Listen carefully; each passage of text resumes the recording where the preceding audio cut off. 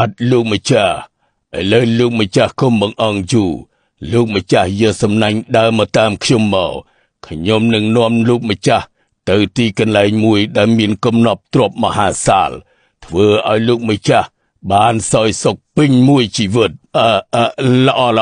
អញ្ចឹងយើងធ្វើដំណើរទៅតាមភ្លាមកុំឲ្យខាតពេលយូរព្រោះអីថ្ងៃកាន់តែរះខ្ពស់ហើយបាទលោកម្ចាស់និយាយគ្នាដូច្នោះហើយនាយអរិយទឹកក៏ដើរនាំផ្លូវតាចាស់នោះឡើងទៅតាមភ្នំមួយរហូតទៅដល់ទីវាលឃើញមានត្រពាំងធំមួយនៅចន្លោះភ្នំទាំង4ទៅដល់មាត់ត្រពាំងនោះនាយអរិយទឹកបាននិយាយទៅកាន់តាចាស់នេសាទនោះថាលោកម្ចាស់ចូលបងសំណាញ់ចាប់ត្រីក្នុងត្រពាំងនេះមកអូហូត្រីច្រើនមែនតែនហើយមានពណ៌ចម្លែកទៀតលោកម្ចាស់កុំឆ្ងល់អីបងយកត្រីនោះសិនមកចាំខ្ញុំប្រាប់តាចាស់ឮអរិយទឹកនិយាយដូច្នោះគាត់ក៏ចាប់សំណាញ់បោះទៅចូលក្នុងត្រពាំងហើយចាប់ទាញមកវិញជាប់បានត្រី4តែប៉ុណ្ណោះតែពណ៌ផ្សេងគ្នាគឺសក្រហមខៀវនិងលឿងហើយត្រពាំងនេះចម្លែកម្លេះមាត់ត្រីឲ្យពេញនឹងតែបងបានតែ4ទៅវិញហើយពណ៌ផ្សេងគ្នាទៀតលោកម្ចាស់ត្រពាំងនេះគឺជាត្រពាំងអាតកំបាំងគ្មានអ្នកណាមករកឃើញទេចូលលោកម្ចាស់យកត្រីនេះទៅថ្វាយព្រះរាជានោះលោកម្ចាស់នឹងបានមាសប្រាក់ជារង្វាន់ជាទីគប់ចិត្តស្អែកឡើងលោកម្ចាស់មកបង់ត្រីនៅទីនេះទៀតចុះតែលោកម្ចាស់ត្រូវចាំថាក្នុងមួយថ្ងៃលោកម្ចាស់បង់ត្រីនៅទីនេះបានតែមួយសំណាញ់ទេ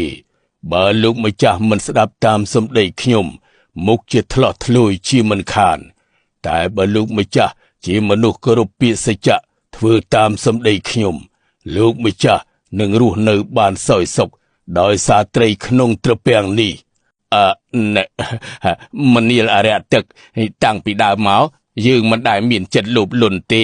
សូម្បីតែរាល់ថ្ងៃយើងអាស្រ័យរកត្រីក្នុងសមុទ្រក៏យើងបានសច្ចាបង់តែ4សំណាញ់ក្នុងមួយថ្ងៃដែរយើងមិនដែលធ្វើឲ្យលើសពីនេះទេសម្ដីរបស់ឯងដែលបានផ្ដាំយើងនឹងធ្វើតាមជានិច្ចល្អលោកម្ចាស់សមជាមនុស្សគួរឲ្យគោរពមែនឥឡូវអស់កិច្ចការខ្ញុំហើយខ្ញុំលាលោកម្ចាស់ហើយនាយអរិយទឹកនិយាយដូច្នោះរួចក៏តន្ទ្រាំប្តីពុប3ដងស្រាប់តែដីនោះញែកឡើងធ្វើឲ្យខ្លួនអរិយទឹកស្រូបចូលទៅក្នុងដីរួចដីនោះបិទជិតវិញដូចដើមអរគុណហើយអរិយទឹកដែលឯងបានជួយយើងវិញ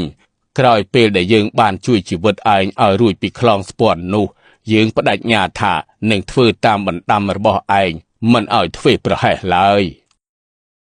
សូមក្រាបថ្វាយបង្គំព្រះអង្គតានេសាទឯងចូលមកគាល់យើងថ្ងៃនេះមានកិច្ចការអីក្រាបទូលព្រះអង្គថ្ងៃនេះទូបង្គំទៅបង់បានត្រី4ពណ៌ល្អណាស់មានពណ៌សក្រហមខៀវនិងលឿងទើបទូបង្គំគិតថាគួរយកត្រីនេះមកថ្វាយព្រះអង្គទើបជាការប្រសើរក្រាបទូលអូពិតជា4ពណ៌មែនចម្លែកណាស់យើងមិនដែលធ្លាប់ឃើញត្រីនេះពីមុនមកទីមើលទៅប្រហែលជាមានឲ្យជារសឆ្ងាញ់ហើយមហាមាតព្រះករណាថ្លៃវិសេសចូលឯងយកត្រីនេះទៅឲ្យចុងភៅទេវតាដែលស្ដេចក្រិចសម្រិតសម្រាំងយកនាងមកថ្វាយយើងឲ្យធ្វើកិរិយាស្ងោយជាបន្ទាន់ព្រោះយើងចង់ភ្លក់សាច់ត្រីនេះណាស់ទទួលព្រះរាជបញ្ជាក្រាបទូលចំណែកតានេសាទយើងនឹងប្រទានរង្វាន់ឲ្យ100កហបណៈដែលមានទឹកចិត្តយកត្រីនេះមកថ្វាយយើងសូមអរព្រះគុណព្រះអង្គនាយមហាអាមាត្យបានទទួលរាជបញ្ជាពីព្រះអង្គហើយក៏យកត្រីទាំង4នោះទៅឲ្យនាងចុងភៅទេវតាធ្វើកិរិយាស្ងោយសម្រាប់ថ្វាយព្រះអង្គនាងមានងារពិសេសដែលជាចុងភៅទេវតាបានទទួលយកត្រីទាំង4ពីមហាអាមាត្យយកមកលាងសម្អាតហើយក៏ដាក់បំពងនៅក្នុងខ្ទះលុះឆ្អិនមួយចំហៀងហើយនាងក៏ទៅប្រែត្រីនោះមួយចំហៀងទៀតស្រាប់តែកើតហេតុចម្លែកអស្ចារ្យជញ្ជាំងរងបាយញ័ររំពើកបកកក្រាករបើកឡើងលិចចេញស្ត្រីម្នាក់មានរូបឆោមល្អឆើតឆាយណាស់ចេញពីក្នុងនោះមកកាន់ចង្កឹះត្រាំងមួយគូដើរចូលទៅជិតផ្ទះធ្វើឲ្យនាងចុងភៅទេវតាភ័ន្តភាំងស្មារតី